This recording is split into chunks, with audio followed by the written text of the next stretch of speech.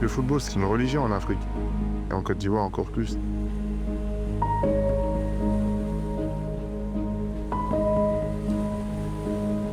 Je rêvais de me retrouver comme mon oncle sur un terrain de foot et de faire lever des foules. Je rêvais de marquer ce but à la dernière minute qui change ta vie. C'est mon moteur quelque part, c'est ce qui me permet de me sublimer, c'est ce qui me permet de rayonner. J'ai envie de leur montrer que ce gamin de Yopougon est capable de lever des foules et puis de créer un questionnement. C'est-à-dire que les gens vont se dire « mais qui c'est celui-là? C'est qui ce mec ?» Il vient de la Côte d'Ivoire, ce petit pays en Afrique de l'Ouest, qui est tout petit comme ça, mais où j'ai vécu, j'ai connu tellement de bonheur, tellement d'émotions en fait.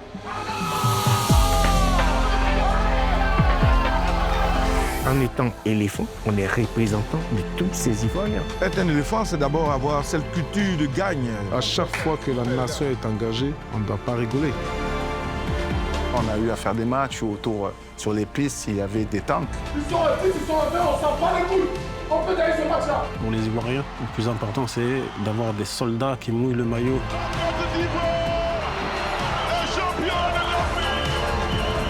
Vous avez vu, on vous a prouvé aujourd'hui que toute la Côte d'Ivoire peut cohabiter. Au-delà de ramener la paix dans notre pays en tant que footballeur, on voulait ramener des résultats pensant que ça allait apporter une certaine stabilité dans notre pays.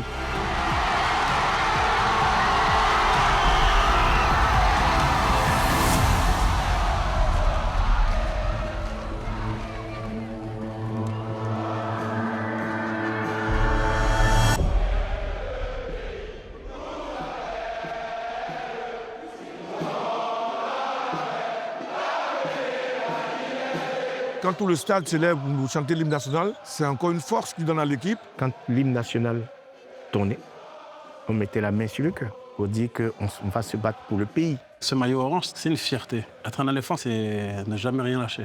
Quel que soit le contexte, quel que soit le scénario, ne rien lâcher. Du début jusqu'à la fin, se battre et toujours mouiller le maillot.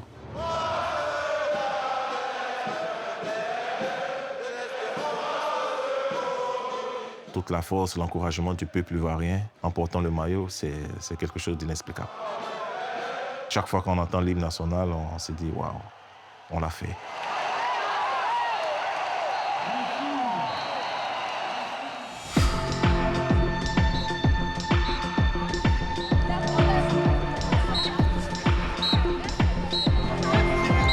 La Côte d'Ivoire a toujours été pour moi considéré comme un pays de foot, un pays qui adorait cette discipline. Si vous êtes Ivoirien, que vous êtes né en Côte d'Ivoire, vous verrez que dans chaque quartier, quand un enfant sort, il y a un terrain de jeu. Culturellement, nous avons déjà ici ce qu'on appelle le Maracana, qui est un football qui est là depuis très longtemps, que les Ivoiriens se sont appropriés. Et puis bon, voilà, le football traditionnel aussi qui suit. À l'époque, il y avait des grandes équipes, de grands derbies. Le championnat ivoirien était très suivi. On avait des grands joueurs africains. Comme dans tous les pays africains, le football, c'est vraiment ce socle qui permet à toute la nation, à toute la société, de faire société, justement, à un moment d'avoir un but commun, une ambition commune et de taire un peu parfois les rivalités qui peuvent exister. L'histoire des éléphants remonte à 1965 parce que la fédération a été créée en 1960 et la Côte d'Ivoire a joué sa première CAN en 1965. Le football en Côte d'Ivoire dans les années 70 prenait du monde, mais en matière de structure, de stade, c'était pas trop développé. Mais la Côte d'Ivoire regorgeait de beaucoup de talents. Et ces talents-là ont fait la différence. Le premier tournant historique des éléphants, c'est la CAN 92 qui vient changer leur histoire. En ce moment, il n'y avait pas encore un gros problème politique. Les Ivoiriens étaient encore unis, étaient encore un. Ça allait, on va dire. C'était encore bien. On avait un capitaine qui s'appelait Gazi Seli, quelqu'un rassembleur, quelqu'un de caractère qui nous faisait donner des chansons dans les vestiaires. Pour faire passer la pression, c'est le capitaine guerrier qu'on avait qui a permis à tout le monde de ne pas avoir la pression. Quand je jouais au football, dans le quartier que j'habitais, j'étais très respecté. Et quand j'ai commencé à chanter, dans le même quartier, pendant que je jouais au foot, je ne pouvais plus sortir. Gadji était un meneur d'hommes. C'était le chef d'orchestre des éléphants. Il était même comme un entraîneur. Il était comme un entraîneur. Mais ce n'était pas le plus doué.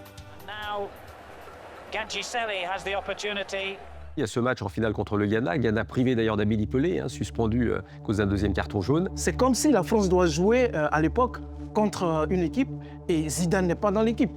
L'équipe adverse, elle est bien contente. Et on arrive à la séance des tirs au but après un 0-0. Donc là, quand je vais tirer mon penalty, vous imaginez ce qui se passe dans ma tête. Si je rate le penalty,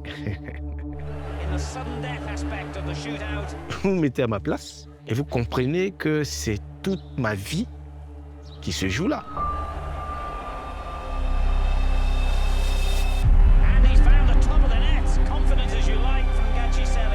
Et le héros, c'est Alain.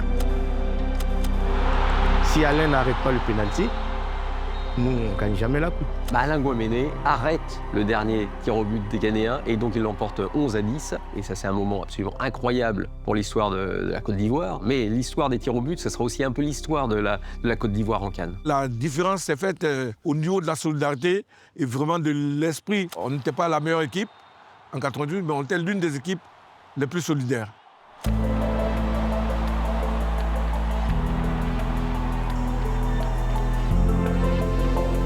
J'aimerais qu'on retienne de nous des joueurs, une génération qui a mouillé le maillot, qui a remporté le premier trophée de la Côte d'Ivoire, qui est toujours prêt à tous les niveaux d'apporter son soutien à la jeune génération.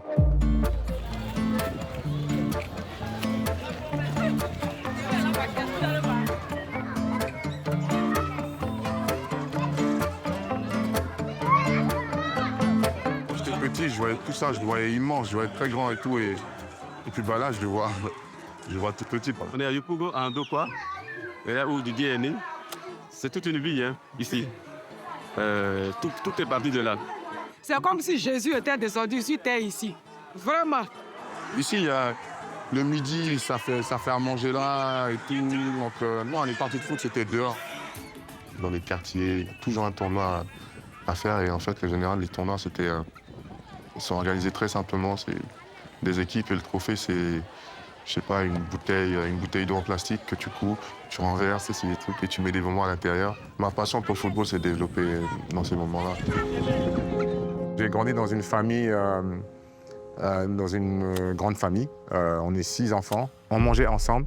Je mangeais avec mes cousins, parfois même mes oncles qui étaient jeunes. On mangeait tous ensemble. Un grand plat, la nourriture est servie, puis chacun son tour. Voilà, tu prends ta cuillère, hop, tu attends ton tour. Donc, tu grandis avec le sens du partage et ça ne te quitte jamais. J'ai eu la chance ou la tristesse de quitter mes parents ou la chance d'aller en France. 6 ans, je quitte la Côte d'Ivoire, je vais vivre chez mon oncle en France parce que mon père veut me donner plus d'opportunités dans ma vie et de chances de réussir. Mais à l'âge de 6 ans, lorsqu'on s'éloigne de sa mère et de son père, moi, j'allais plus revoir mes parents. On avait les petites pochettes là pour prendre l'avion et puis il y a une hôtesse qui est venue me chercher. Pendant tout le vol, j'ai pleuré.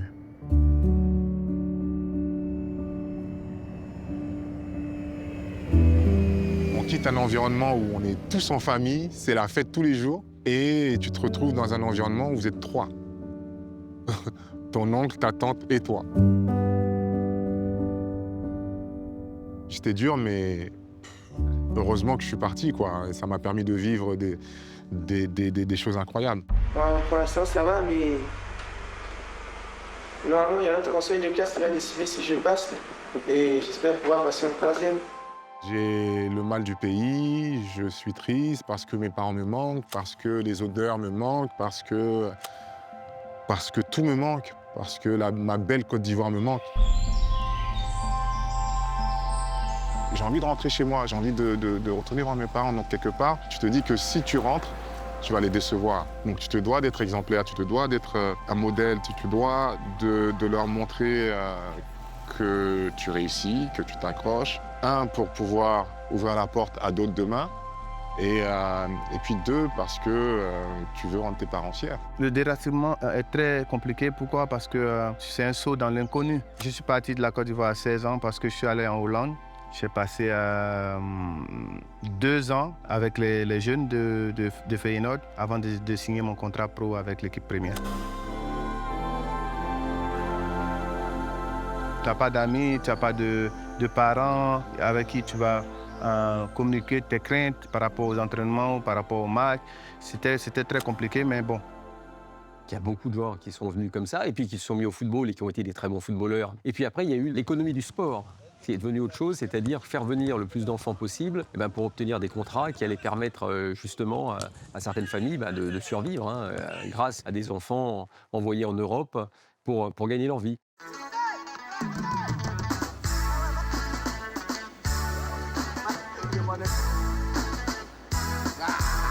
Je me souviens, ma première sélection, on fait 0-0, je ne marque pas, mais après ça, j'ai pris mon envol et j'ai commencé à scorer.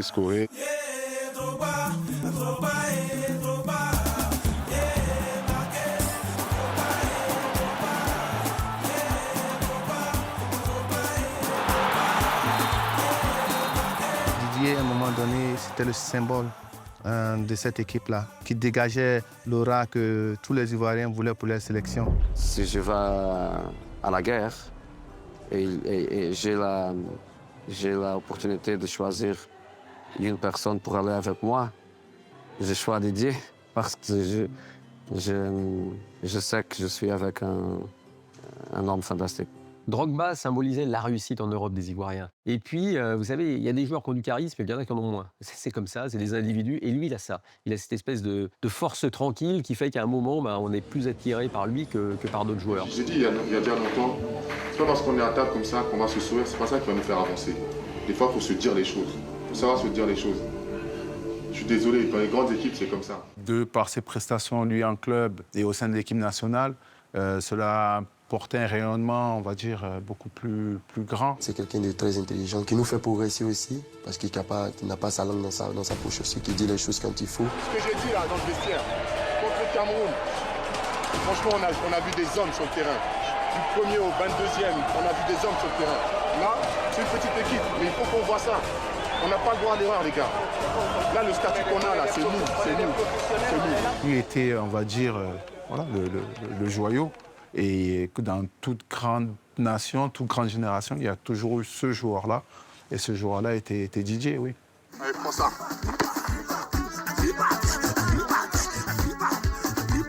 Le nom de Drogba est lié aussi à cette génération dorée. Il y avait beaucoup de joueurs qui étaient à un niveau et dans des clubs très, très, très intéressants.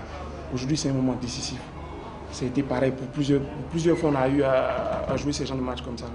Et à chaque fois, on a toujours eu la tête basse au retour. Je crois qu'aujourd'hui, les gars, c'est le moment de démontrer à tout ce peuple, à tous ces gens-là qu'aujourd'hui, et sur ce mondial, personne ne pourra nous arracher. 1, 2, 3,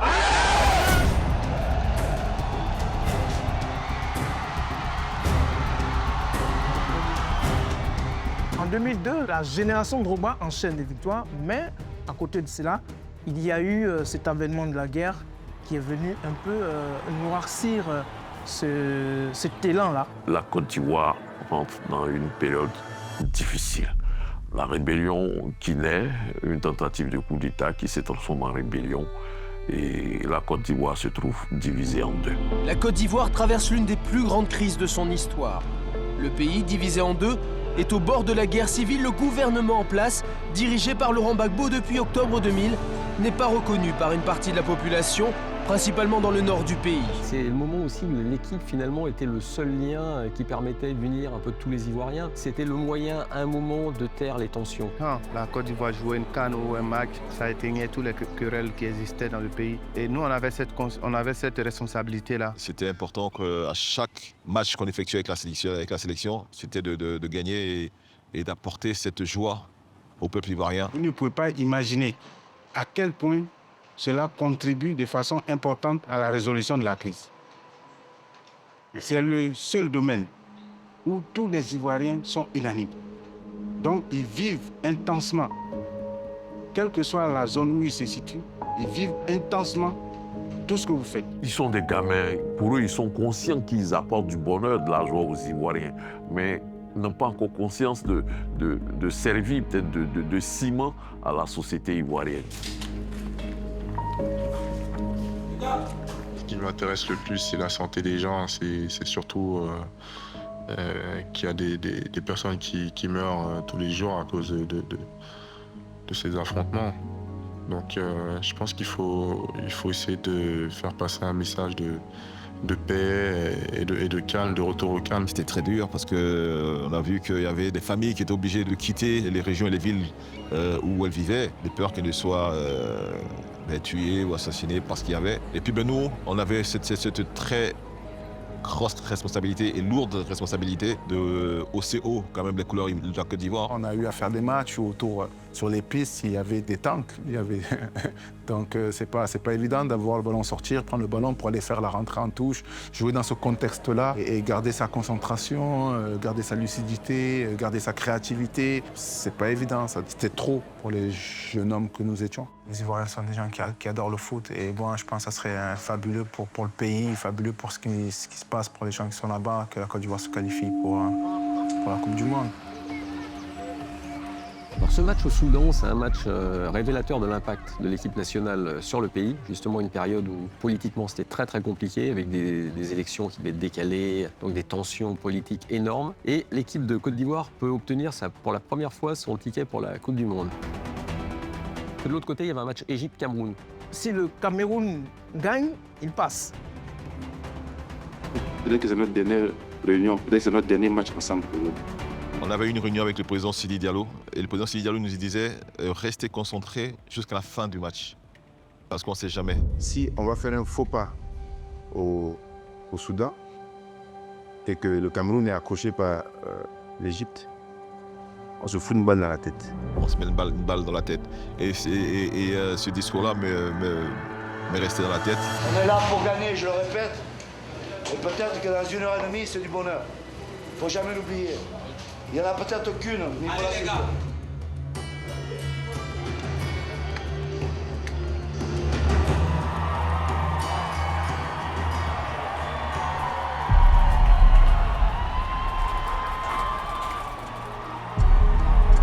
Il y a 2 minutes les gars, 2 minutes.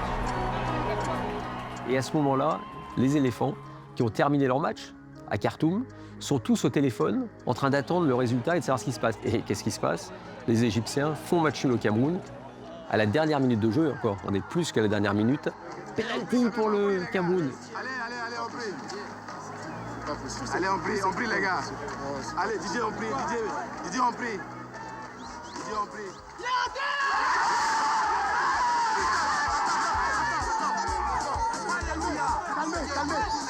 Calmez.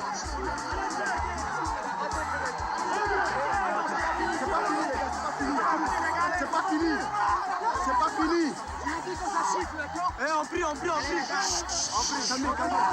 Calmez, les gars, calmez-vous.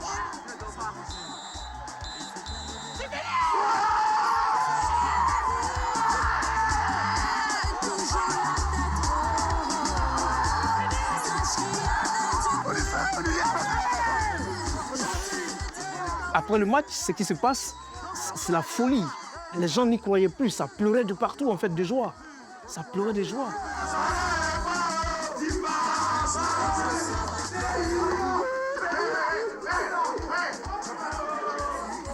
Et on arrivera au Didier Drogba au-delà d'être un leader d'homme au sein de la sélection nationale, va se poser en leader d'opinion. Tous les joueurs, venez. Venez. Tous les joueurs. Ivoiriens, Ivoiriennes. Du nord et du sud, du centre à l'ouest. Vous avez vu, on vous a prouvé aujourd'hui que toute la Côte d'Ivoire peut cohabiter, peut jouer ensemble pour un même objectif, se qualifier pour le mondial.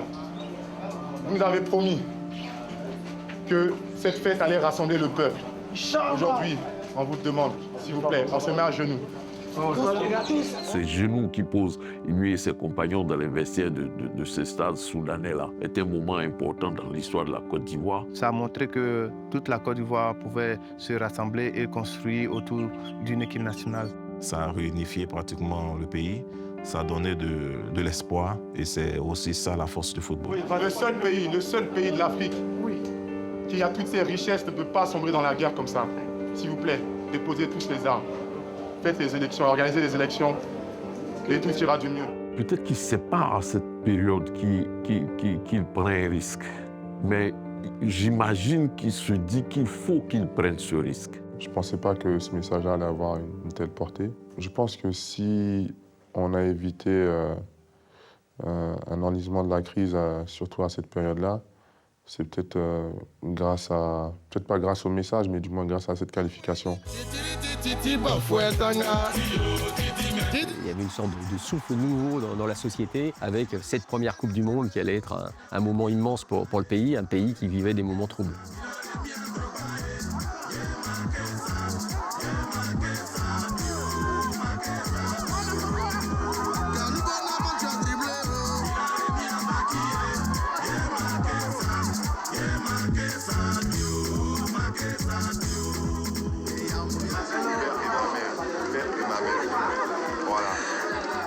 Rentrer dans son pays et être accueilli comme c'était le cas en 2005, je donnerais tout l'or du monde pour le revivre. Là, je vous parle de ça, j'ai encore la chair de poule.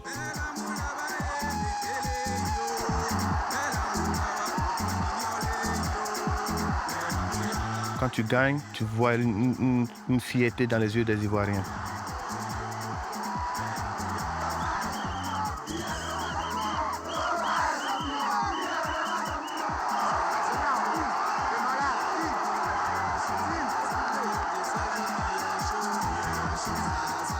On a fait notre part de travail en essayant toujours d'être bon sur le terrain, de représenter notre pays au plus haut niveau.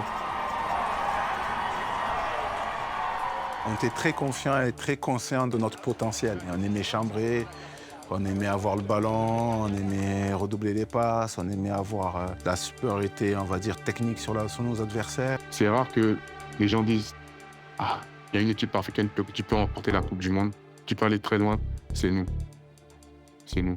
On sait qu'on a cette pression-là. Et alors, ça fait quoi? On est dans une poule difficile. On se plante, on rentre chez nous, c'est fini, on va dire « Ouais, bon, ils sont fait taper par l'Argentine, mais quand même, on est des compétiteurs, on n'a pas envie de ça. » Je pense que tous ici, on n'a pas envie de ça.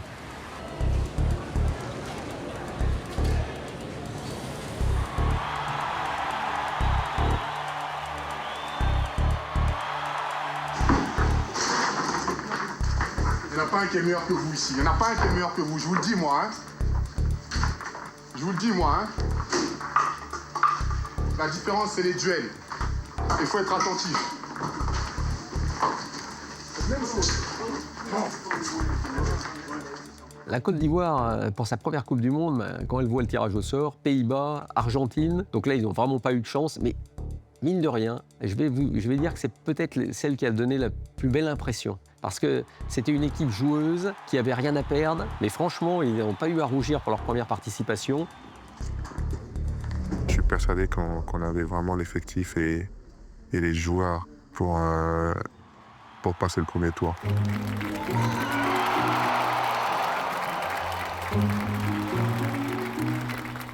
La compétition mondiale, bon, on passe par le premier tour, mais Didier Drogba, qui est sacré meilleur joueur africain, c'est comme si c'était toute la Côte d'Ivoire qui était récompensée.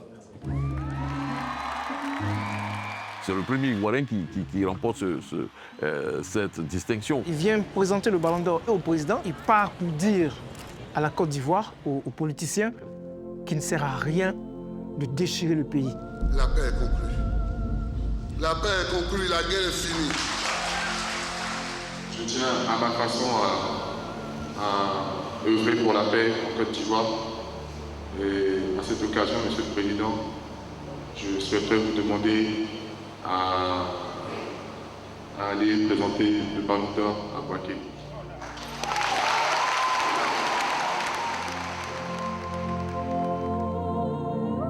Didier ramener le premier Ballon d'Or à Bouaké dans le fief des Forces Nouvelles et rencontrer le Premier ministre Rodium, c'était un symbole de paix. De montrer que le Ballon d'Or, ce n'est pas juste pour une partie de la Côte d'Ivoire, c'est pour toute la Côte d'Ivoire. Tu vois dans leur visage que ça leur manquait, qu'ils avaient vraiment envie de nous voir. Et c'est là que tu vois aussi qu'ils nous aiment, tout simplement. Pour moi, le meilleur moyen d'éradiquer les guerres, c'est d'éduquer les gens. Plus tu es éduqué, plus tu as une capacité de décision et de discernement qui est importante.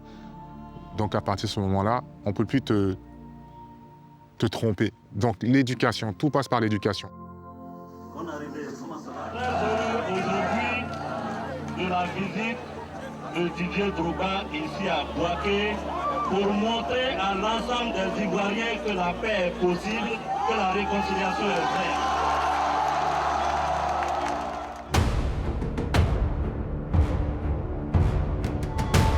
En 2011, il y a une crise post-électorale. C'était pas la sécurité totale, en tout cas, en Côte d'Ivoire. Rien n'a évolué depuis hier où les forces pro-Ouattara ont échoué dans leur tentative de déloger encore une fois Laurent Gbagbo.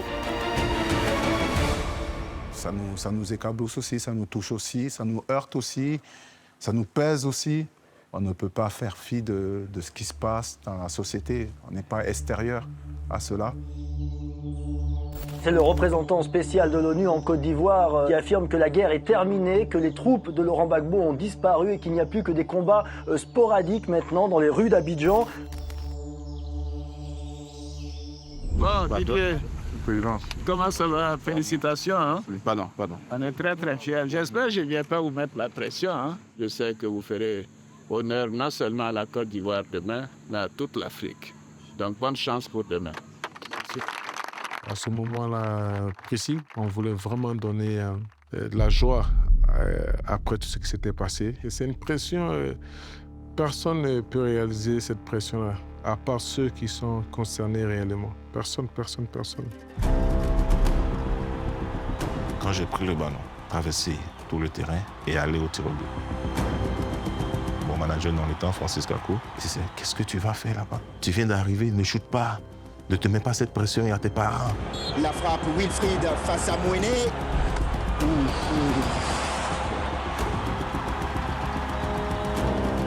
Quand c'était à mon tour d'aller tirer, en allant du rond central jusqu'au point de pénalty, j'avais comme l'impression que je marchais d'une ville à une autre. Parce que la distance était tellement longue. Et tu as les cages qui deviennent tout petits comme ça. Et tu as le gardien, tu as comme l'impression qu'il prend toutes les cages. À 3 pour la Côte d'Ivoire. C'est dedans. Tout le pays te regarde, tout le monde, pas seulement les habitants de la Côte d'Ivoire, mais tous les Ivoiriens, partout où ils sont dans le monde, te regardent à l'instant T. Quand tu te désignes shooter, tu as tout ça qui vient dans ta tête. C'est comme un film qui passe en 3 secondes. Et tu as comme l'impression de sentir tout le regard du monde entier sur toi en ce moment-là. Donc du coup, ça, faut gérer. Quand on est formé pour jouer au foot, mais on n'est pas toujours préparé à recevoir autant d'amour, autant de passion, autant de responsabilités ou par moments même autant de critiques. Voilà, ça peut, honnêtement, hein, c'est énorme à vivre, à recevoir, mais on peut perdre pied. Face à Mouéné, Gervinho. C'était un souvenir très difficile à accepter. J'ai vu beaucoup de joueurs coéquipiers pleurer, ça m'a fait de la peine. Qu'est-ce que ça signifie? Qu'est-ce que ça représente quand tu marques ou quand tu rates un but? Écoute, tu loupes, ta main va pas au travail demain, quoi. Une semaine, elle est foutue. Si c'est quelqu'un qui parle au quartier, ils vont lui fermer la bouche. Ça fait honte. Ça fait très honte pour le pays même. C'est honteux même. Donc déjà, tu as cette pression des supporters, mais tu as aussi la pression de, à cause de ça, ta famille peut être en danger. Ça fait honte, tous ça. Normalement, ma soeur, il ne doit pas rester, il ne doit pas dormir à l'hôtel. On doit l'attendre maintenant, ça va quoi? Il faut aller faire formation militaire là-bas. L'Ivoirien est très dur quand l'équipe va pas bien, et puis ton sens, quand ça marche bien, c'est le chaud le froid, quoi, l'Ivoirien. Mais c'est comme ça, c'est la passion. Tu peux être emmené à être adulé, mais en même temps être bouc émissaire. Donc c'est réel, c'est une pression qui existe, c'est pas de façon fictive. C'est pas genre oui, ça peut arriver. Non, on sait que ça arrive. Donc quand on joue, quand on part représenter notre pays, on fait attention à ça. Parce que c'est la passion qui développe ça. On sait que les gens ici sont passionnés et que ça va dans les deux sens, quoi. Donc il faut faire attention. Et chaque fois quand tu es en équipe nationale, tu es comme en survie. Tu es comme en suivi parce qu'à n'importe quel moment, ça peut dégénérer.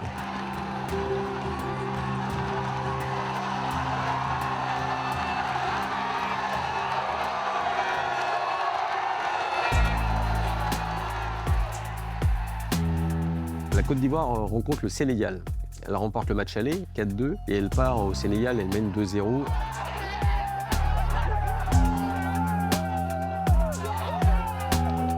Et là, d'un seul coup, après le pénalty réussi par Didier Drogba, c'est l'apocalypse.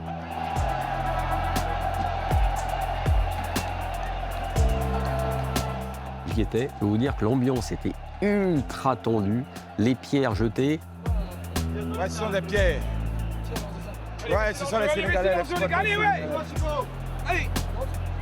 Ils balancent des pierres, tout et tout. N'importe quoi, ils nous agressent. Je pense que ça fait partie du football. Il faut toujours rester fair play, non? Ils doivent reconnaître qu'ils ont perdu le match. Et voilà, avant le match, on a fait du fair play.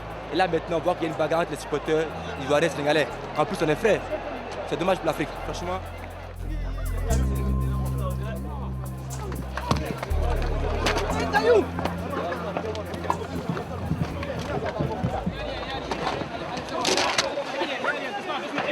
Les pierres, c'est bon.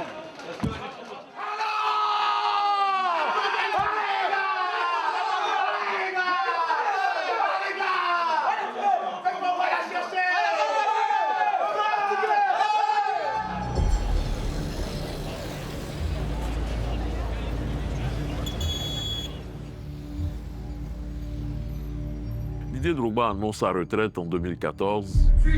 Serge, ils sont pas plus forts que nous. Lève la tête. Allez les gars, oh! C'était un moment, il y avait beaucoup de tension au sein de la sélection ivoirienne. On sort d'ici, on gagne. Il n'y a pas de match qui tienne. Allez les gars, oh! Il n'a pas forcément eu la chance de gagner la CAN, mais bon, il a envoyé la Côte d'Ivoire en Coupe du Monde pour la première fois. Il a fait finale en 2006, il a fait finale en 2012, donc il n'est pas passé loin. Il restera l'emblème du sport en Côte d'Ivoire qui est le football. Il reste une légende parce qu'il a apporté la joie. Je ne parle pas du football ivoirien, mais au football mondial. Donc, rien que ça, il faut lui donner le respect qu'il mérite. Ici, c'est chez moi. Je suis né, j'ai parcouru le monde et puis je suis revenu chez moi parce que c'est ici que mon cordon ombilical est enterré et c'est chez moi.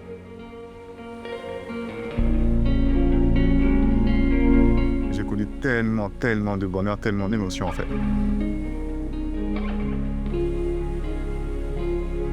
Comme quoi un simple rêve peut changer vraiment une vie.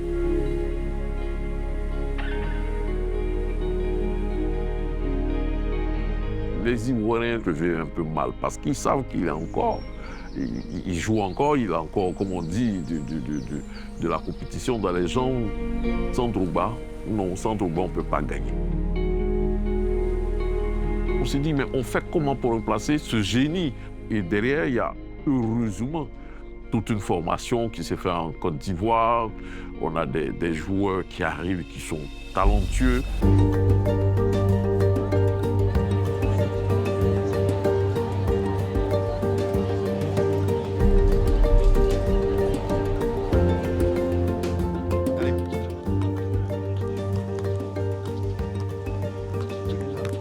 Bravo, c'est bon. Dans le tempo, toujours. C'est très important pour moi de transmettre mon expérience parce que je suis passé par un centre de formation, l'Académie Jean-Marc Guillou. Pour moi, aujourd'hui, venir ici en Côte d'Ivoire, rentrer dans mon pays et partager mon expérience de ce que j'ai reçu en tant que footballeur professionnel, c'est très important pour moi.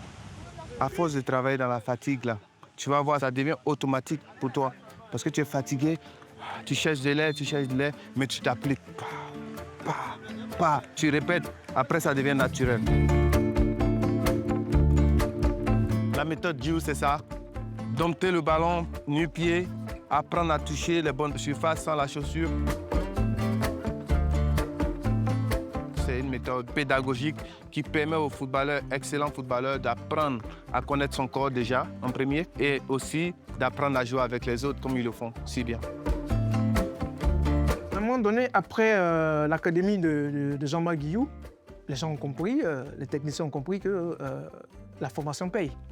Et à partir de là, chacun s'y est mis, chacun s'est donné les moyens de... Il y avait cette floraison de centres de formation en Côte d'Ivoire. Ça va? Tu vas bien? Bonjour les gars.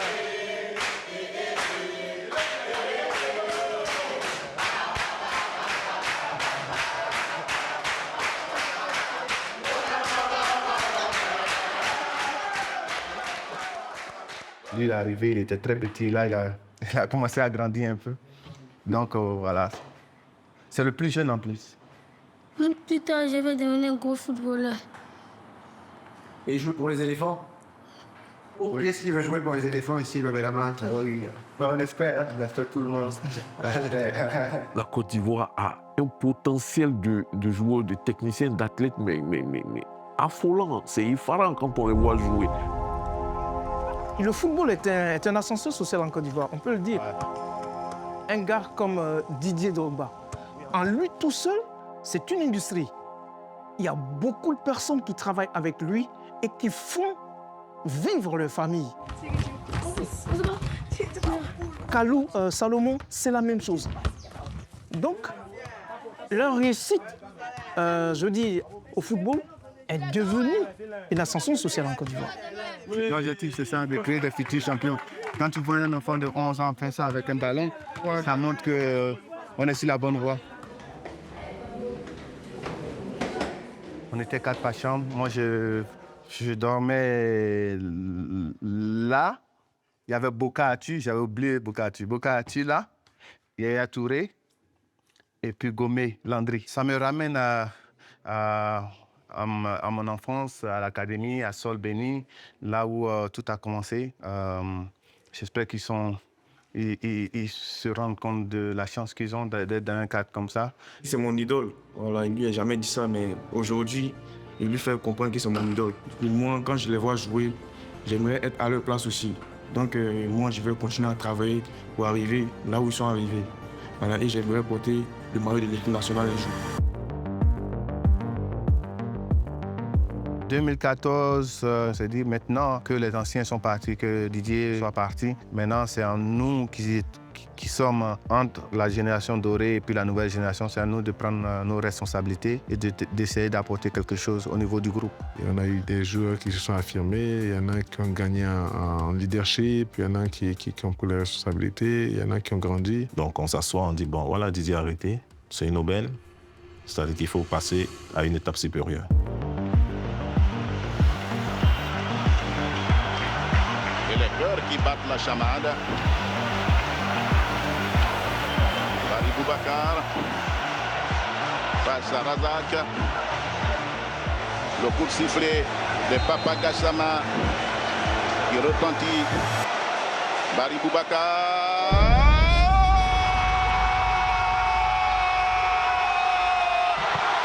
La Côte d'Ivoire est championne d'Afrique. La Côte d'Ivoire est championne d'Afrique.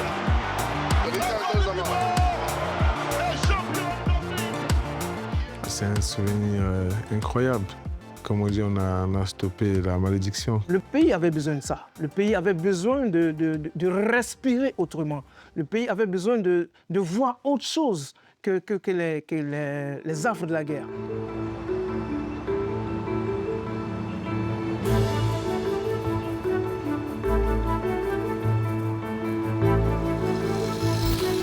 C'est confirmé, la Côte d'Ivoire organisera bel et bien la Coupe d'Afrique des Nations CAN 2023, reportée au mois de janvier et février 2024. C'était une belle opportunité pour ce pays-là qui sortait des guerres et qui avait quelque chose à montrer en fait. Ça a été une magnifique vitrine. Ça a été un grand moment de fierté nationale, un grand moment de visibilité positive. Une Côte d'Ivoire qui présente des infrastructures exceptionnelles.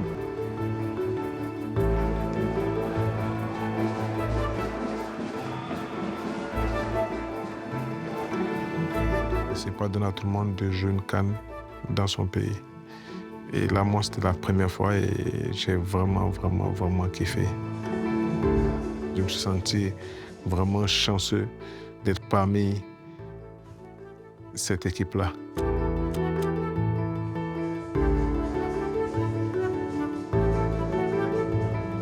Je leur dois tout, je leur dois tout, je leur dois tout. Vous voyez aujourd'hui, je leur dois tout. On a passé de magnifiques moments ensemble. Ça a été fantastique. Malheureusement, la CAN se joue ici et nous on est à l'arrêt. Mais c'est le cycle de la vie, on les encourage, on est là pour les encourager. C'est la nouvelle génération. On croit en eux, on est derrière eux et on espère qu'ils vont nous faire plaisir comme ils le font bien souvent.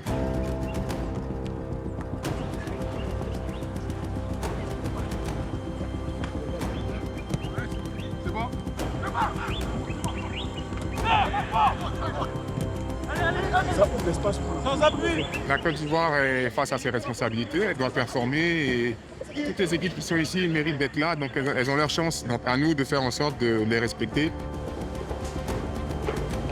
Contre la Guinée équatoriale, c'est un match à la limite que on n'avait pas peur de le perdre parce que on se disait que c'est quand même la Côte d'Ivoire.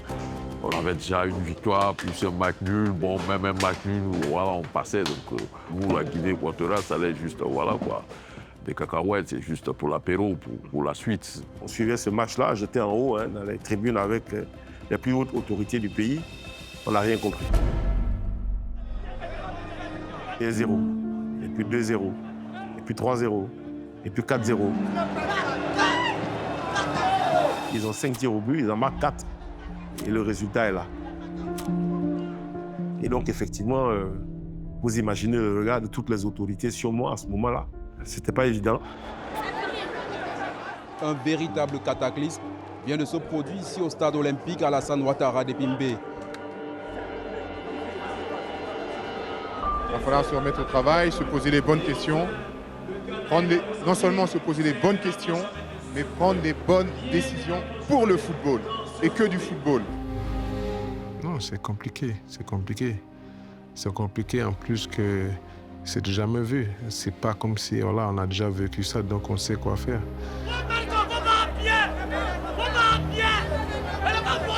La Côte d'Ivoire, pays organisateur de la 34e édition de la Coupe d'Afrique des Nations, ne s'est pas seulement inclinée, elle s'est fait battre, molester, fesser et humilier par cette courageuse sélection de la Guinée équatoriale. Je suis descendu dans les vestiaires, j'ai trouvé des joueurs affligés, abattus, détruits, couchés par terre, certains pleuraient.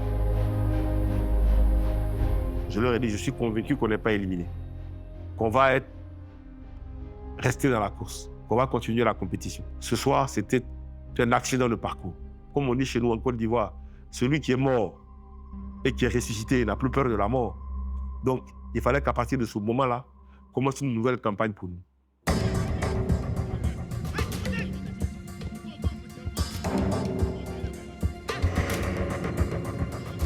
Jean-Louis Gasset et moi, on a eu un échange franc. Et il m'a dit que c'était plus possible pour lui de tenir. Il m'a présenté sa démission. Sur le champ, je lui ai dit que je ne la prenais pas. Je lui demandais de patienter, qu'on en reparlerait le lendemain. Donc le lendemain, on se revoit. Et là, il revient et me dit, Président, je ne peux pas, je n'ai plus la force, je n'ai plus l'énergie. Il faut que je parte. Je dis, je comprends, je respecte ça. Je te remercie pour ce que tu as fait. Qui remplacera Gasset? La réponse est d'ores et déjà connue. Les éléphants seront soutenus par un trio d'entraîneurs, les anciens internationaux ivoiriens Emers Faé, l'ex-gardien de but Alain Guaméné et Guy Demel. Notre équipe sera avec nous à cette nouvelle étape sur cette mission. Notre choix était clair. Et notre choix était clairement Emers. Parce que Emers a bâti l'équipe avec Jean-Louis. Donc, en fait, ce n'est pas une improvisation. Viens, laisse-le pas jouer. D'accord, là, ça ne m'intéresse pas que vous touchez 10 fois le ballon. D'accord, il y a l'espace. Imaginez qu'il y a l'espace, je rentre bien dans mon ballon. Si on réfléchit, je pense qu'on n'accepte pas le challenge. Franchement, c'est suicidaire.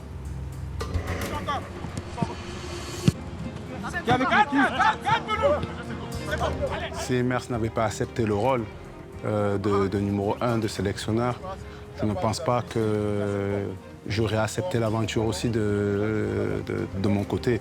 Encore une fois, vu le contexte, il fallait être aligné sur les idées de jeu, sur le football. Maintenant, c'est notre... OK? On est des guerriers. On est des guerriers. Il faut redonner de la confiance et de la joie aux joueurs. Parce qu'on n'en a plus là. Là, on vient de perdre. On est au fond du trou. On doute de nous. Il faut qu'on soit ensemble. Okay? Il faut que tout ce qui se passe à l'extérieur ne rentre pas à l'intérieur du groupe. Jusqu'à là, on a été des éléphantaux. Là, les Sénégalais, ils sont tranquilles. Ils s'attendent à jouer contre des éléphantaux. Donc nous, dès qu'on sort d'ici, on se transforme. D'éléphantaux, on devient des éléphants. Et on sort, on va au stade pour faire mal. C'est ensemble qu'on gagnera ce soir, les gars. C'est pas individuellement. Individuellement, on ne pourra rien faire. Mais ensemble, on sera fort. Ok, les gars, bon match à tous. En vrai, pour nous, le premier objectif, c'était de ne pas prendre une rouste, en fait. Parce que tu te dis, tu arrives là contre le Sénégal, tous les voyants sont ouverts pour eux, toi, c'est compliqué. Ils sont à 10, ils sont à 20, on s'en bat les couilles. On peut gagner ce match-là. Maintenant, il faut avoir du vice maintenant. Chaque action qu'ils vont nous toucher, il faut exagérer. Il faut cibler les gens dans le job, il faut les cibler. C'est ça, il faut être intelligent.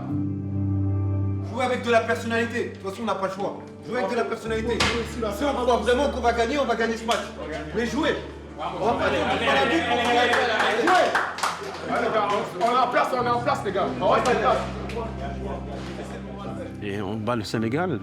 Après, on arrive contre le Mali et on se dit, ah, si on arrive à passer ce tour-là, on aura fait le boulot. On passe ce tour-là, on arrive contre le Congo, on se dit, ah, si on arrive à passer ce tour-là, on aura fait le boulot. On gagne le Congo, puis quand on arrive en finale contre le Nigeria, on se dit, ah, on n'a pas fait tout ça pour rien. Maintenant, il faut aller au bout, il faut la gagner. Et là, voilà, on aura le sentiment du devoir accompli. Les champions, fait mieux, encore mieux, parce qu'on est compétiteurs. Oui, c'est chaud.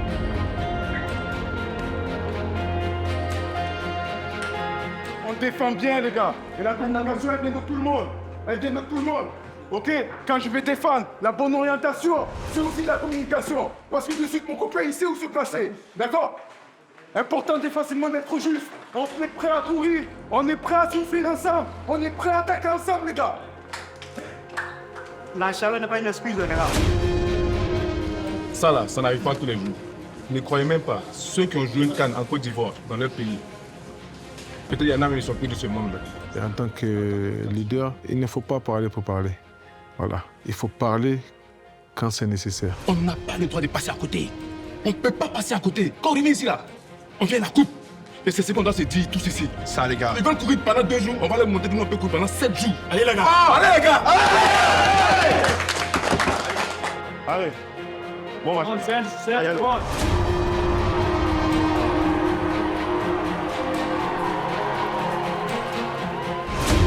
qui va frapper ce corner au premier poteau, dévié par Sabien Soukou. Et c'est la tête pour l'ouverture du score de Transtekong.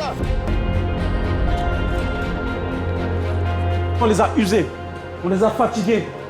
Et si là on revient en deuxième mi-temps avec les mêmes intentions, en les faisant courir, c'est sûr, avant la fin du match, ils vont craquer, ils vont lâcher physiquement. Ils ne pourront pas tenir 90 minutes comme ça. Ok les gars, c'est sûr, on continue comme ça. Bipé qui est debout, attention ce corner, la tête de Flancassier. Et c'est de fond pour l'égalisation. L'égalisation de Flancassier pour la Côte d'Ivoire sur sa tête. Attention, Simon Adega qui va s'amener ce ballon, le centre de Simon Adega. Pour la Côte d'Ivoire, c'est qui Sébastien là?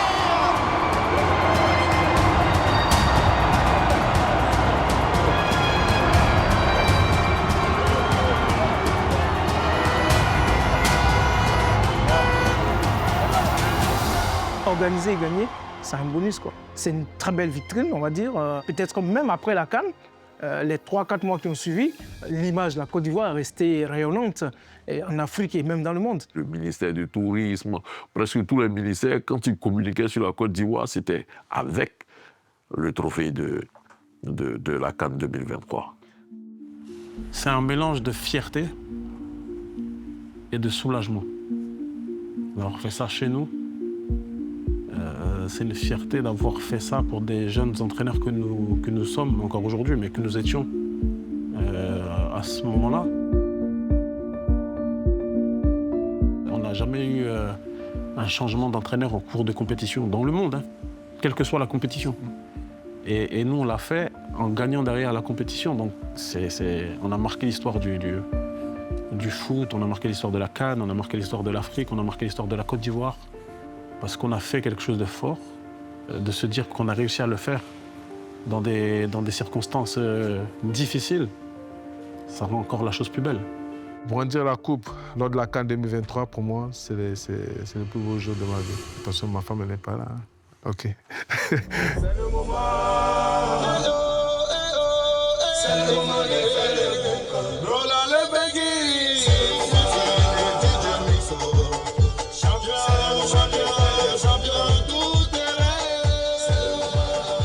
Faut pas oublier où est-ce que tout a commencé. Hein. C'est dans la rue, c'est sur le bitume, c'est dans du sable, les pieds nus.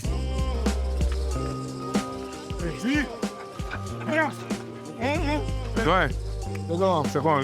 Ouais. Il y a Max, Bonnie, Kader, Céré, en souvenir du bon vieux temps, tu sais. C'est vraiment super, on s'est retrouvés comme ça au quartier. Et chaque mercredi et les vendredis, on se retrouve comme ça pour juste se faire plaisir et puis échanger aussi. Filme-le. C'est ça, Côte d'Ivoire. 153 sélections, Agui, lui, le capitaine est là, moi c'est mon capitaine. La rue, en Afrique, c'est là qu'on apprend le football. Et pour moi, c'est les bases. Je sais que la légende, mais je te recommande, sélection. Il n'y a pas de... C'est le série.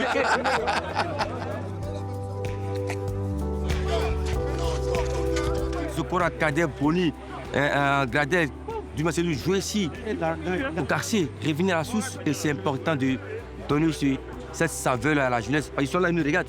On n'avait pas l'occasion de les voir dans le passé, parce que c'était des stars.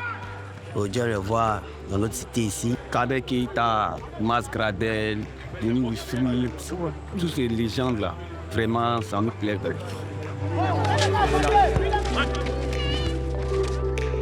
C'est important pour nous de se rapprocher de la population et de nos jeunes frères parce qu'ils aspirent un jour à être comme nous. Donc, leur montrer qu'on n'est pas des robots.